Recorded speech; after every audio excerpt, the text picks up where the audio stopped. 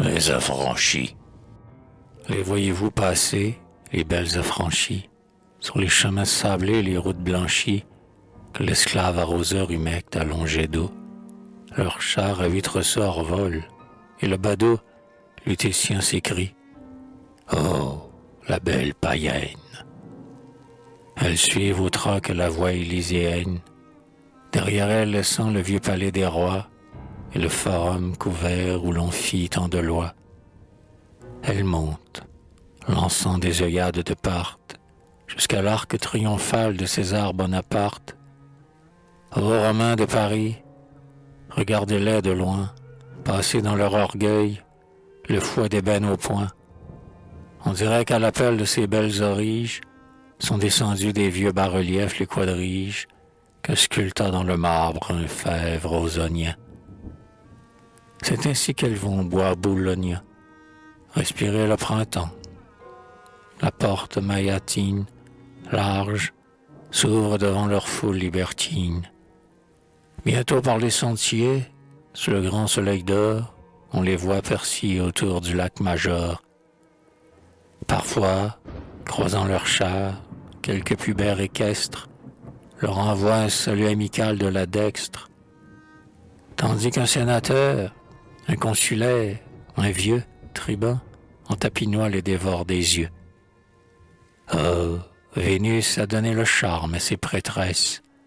Dans leurs cheveux, on sent le souffle des caresses agiter les grands plis du long voile fuyant. Leurs yeux sont agrandis par le col d'Indien, comme un couple rival des aurores vermeilles. Deux perles de l'assur brillent à leurs oreilles.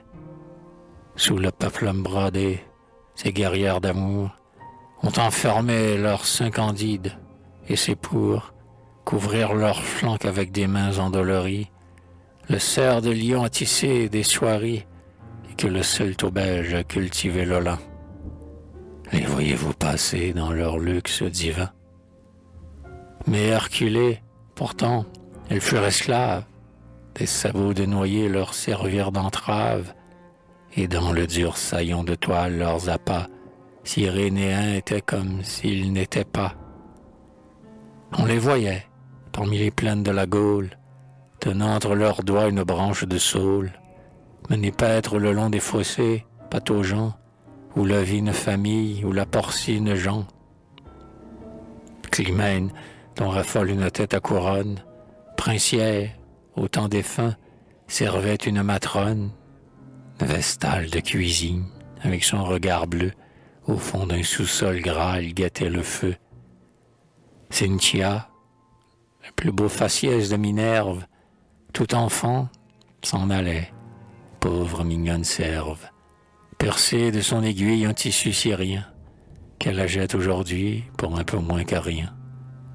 Araminthe, une brune, et Lesbie, une blonde, portait jadis son linge à monsieur tout-le-monde. Temps funeste, où Chloé, chupot de Cupidon, pour son père Cerbère a tiré le cordon. Mais toutes, comme on chasse une bête importune, ont oublié le temps de mauvaise fortune et boivent le plaisir à bouche que veux-tu.